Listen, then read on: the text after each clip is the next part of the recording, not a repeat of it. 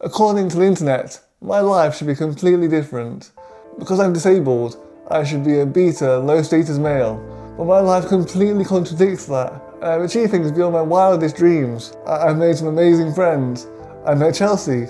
I've travelled the world. I've gone to Houston. I've worked. I've done so much that I wanted to do in my life.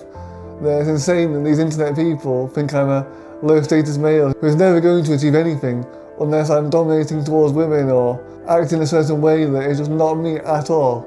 So I was reading something the other day and my life experience completely contradicted everything that it says.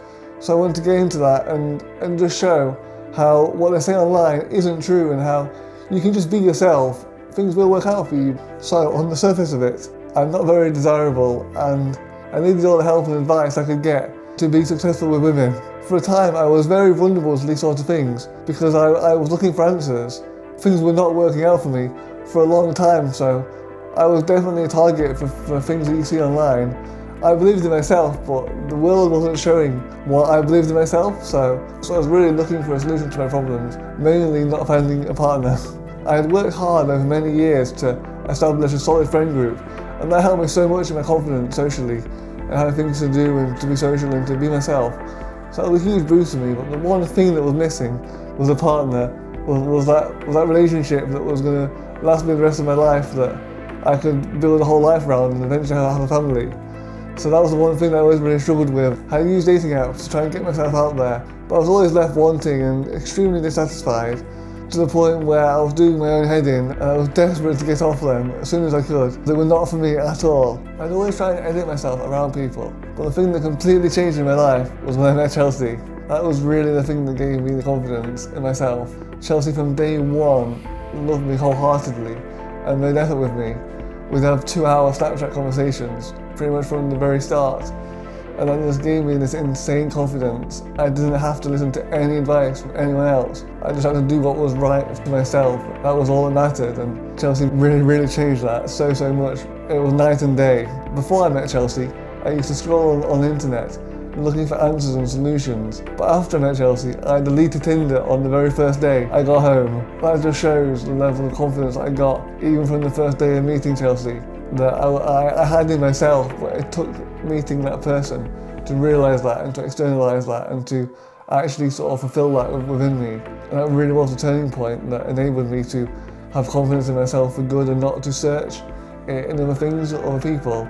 Even Chelsea themselves inspires that confidence within me. I have to chase it, and that's the important part, is that the things you see online that tell you to chase the woman or don't, or pull back, or don't double text, she will think you're desperate. All these things are not true at all. If you want to double text and you've got an exciting relationship, then do it. Like, don't let anyone else tell you not to do it, or that you have to act in a certain way. Anyone will be looking to have you, just like me. So that's the beauty that I have for my relationship. And I just wanted to say this, for those people out there who are struggling, I used to struggle for a long time, and to be honest, if I saw something like this, I might not have believed it, but all the cliches are true. Like, just be yourself. It will happen when you least expect it. These things were so true for me, and when it happened, it seemed obvious, but before, I was so caught up in my head and in my own thoughts that I didn't know what to believe and what not to believe, and I had such uncertainty with my life and with my dating life that I really couldn't pass the information.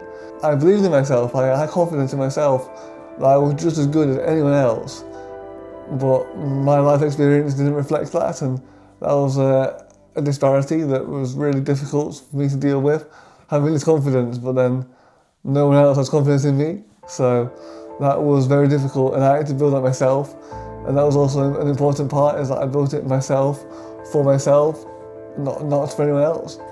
And even when I met Chelsea, that stayed the same. We're going to help each other improve for our own sake, not just for each other. I used to think that I had to improve myself to become a high-status male, but that wasn't true. I used to be on the fringes of this sort of stuff. I used to watch Joe Rogan podcasts, and occasionally had people on like Jordan Peterson.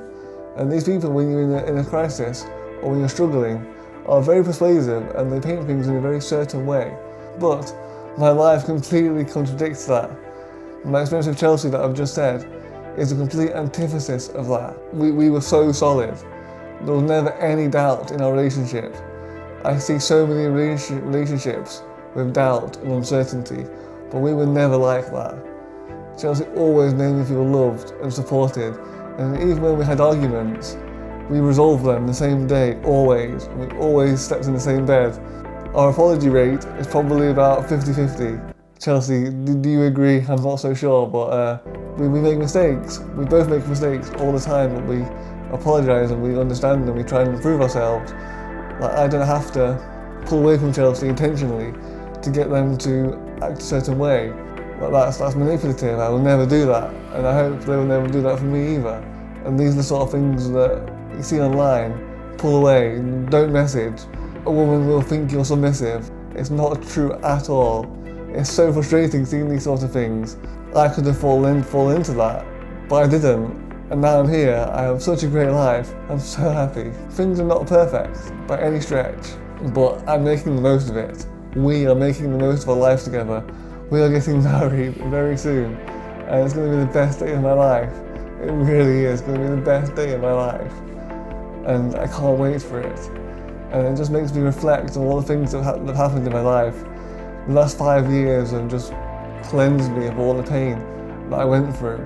And I see people going through it in my life, and I just feel for them so much because I was there. I've been through it, wondering all these things and having all this uncertainty in your life.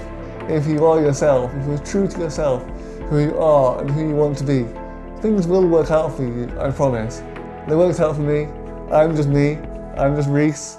I'm nothing necessarily special, but here I am today, and things have worked out for me. I'm 29. I'm not that old, not that young either, but here I am. Get in the comments and let me know your issues, because I know that I'm not alone in feeling this way. So I want to hear what's up with you. What are your issues that I can help with? Don't forget to hit like, share and subscribe, and I'll see you in the next one. Bye bye.